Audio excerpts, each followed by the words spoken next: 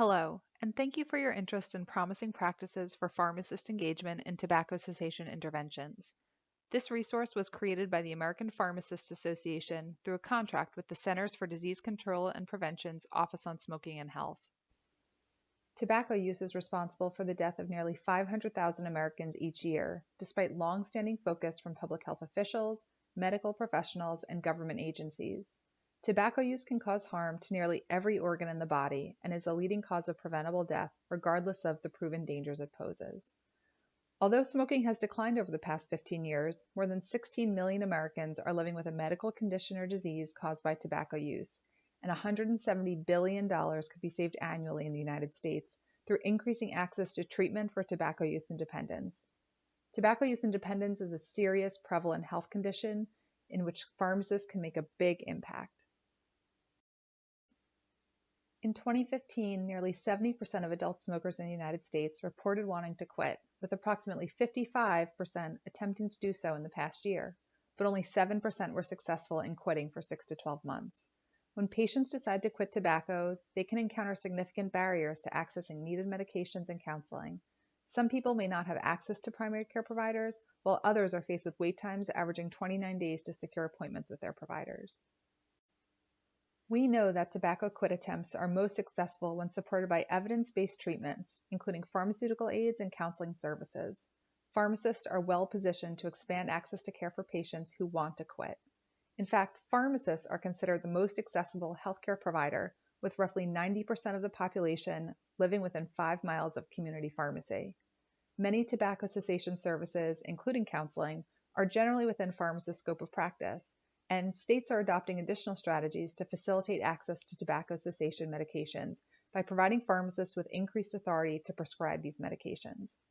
As you can see, pharmacists' authority to prescribe tobacco cessation therapy is highly variable across the United States. The pharmacy practice landscape also varies depending on patient populations, practice settings, healthcare team members, payer relationships, local partnerships, geographic regions, and many other factors. Despite the variability of these factors, pharmacists have demonstrated success in increasing patient access to tobacco cessation interventions through pharmacist-provided services. Pharmacists can expand access to tobacco cessation services, and there are a number of promising ways in which pharmacists can do so, which gets to the purpose of this resource and why it was created. Promising Practices for Pharmacist Engagement in Tobacco Cessation Interventions was developed to identify and highlight promising ways in which pharmacists are engaged in cessation interventions for individuals who use tobacco products. It's composed of case studies on 7 promising practices in which pharmacists have attained some level of authority, access, and sustainability to deliver tobacco cessation services. Using these promising practices as examples, you can learn effective strategies that have been used to expand pharmacist-provided tobacco cessation services. The 7 promising practice profiles included in this resource were selected to showcase the diversity of service components, geographic locations, patient populations, practice settings, and payment models across pharmacist-provided tobacco cessation services.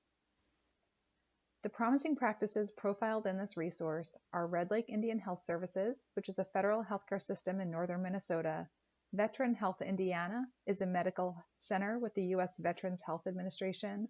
La Coudray Community Health Center of northern Wisconsin is a tribal-run primary care clinic. The Medication Management Center provides telehealth pharmacy services to state of Arizona employee members. Premier One Health is a federally qualified health center, or FQHC, in central Ohio. Family Healthcare is an FQHC in Fargo, North Dakota, and Medical Arts Pharmacy is an independent community pharmacy in Northwest Arkansas. A summary of each site can be found in one of the introduction sections of this resource. Promising Practices for Pharmacist Engagement in Tobacco Cessation Interventions has been configured in a flexible format to facilitate learning for many different audiences. It can be utilized in its entirety to understand a broad landscape of pharmacist-provided tobacco cessation services, where each promising practice can stand alone, enabling the reader to focus on the aspects of a single promising practice that mirrors their own practice setting or community. The resource is available as a single combined PDF to make it portable in your learning and work. It is also available as individual modules at pharmacist.com/tobacco cessation. The introduction sections provide excellent background on the need for tobacco cessation interventions, the role of the pharmacist, and the pharmacy landscape. but the usefulness of the promising practice profiles are not predicated on reading these sections.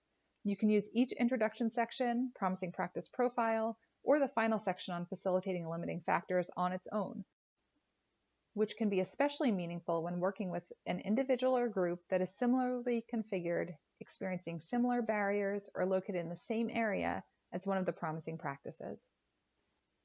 As you look through the different profiles in this resource, what is considered promising in one practice may be very different from what is promising in another. Each profile follows the same format, which consists of 7 sections.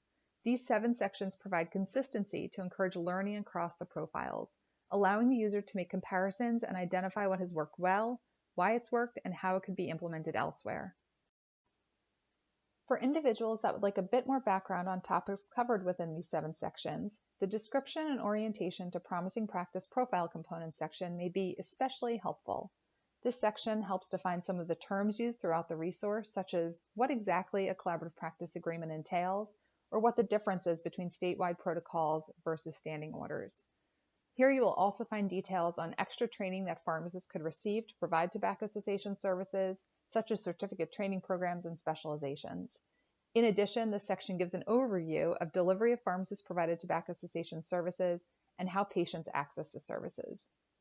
As you can see, this section gives context to the concepts and themes that are mentioned throughout the resource within the different practice profiles. Readers can refer back to this section as they review the promising practices and would like to refresh their understanding of key terms that are not specifically explained in the profiles. Now let's examine each of the component sections of the promising practice profiles.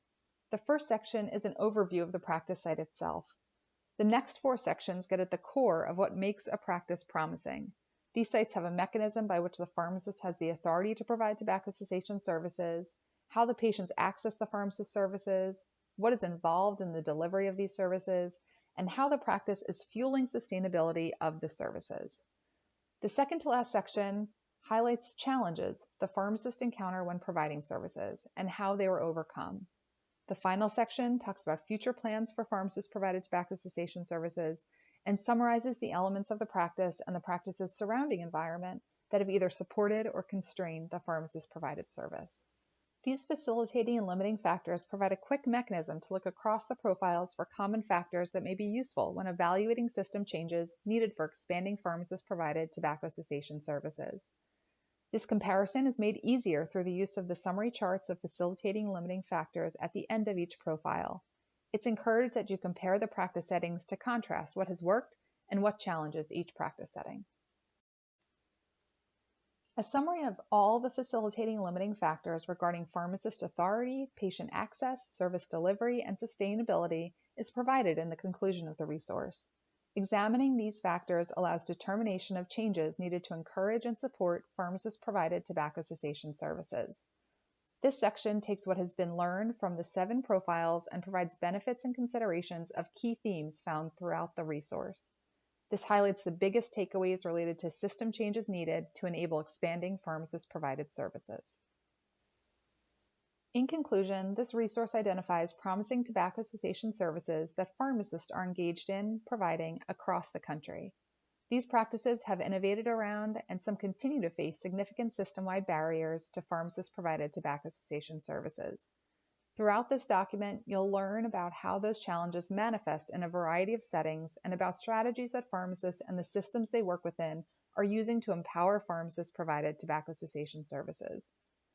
Pharmacists are able to make a very meaningful difference in the lives of patients through tobacco cessation services, and our hope is that this resource will fuel system change to help more patients live tobacco-free lives.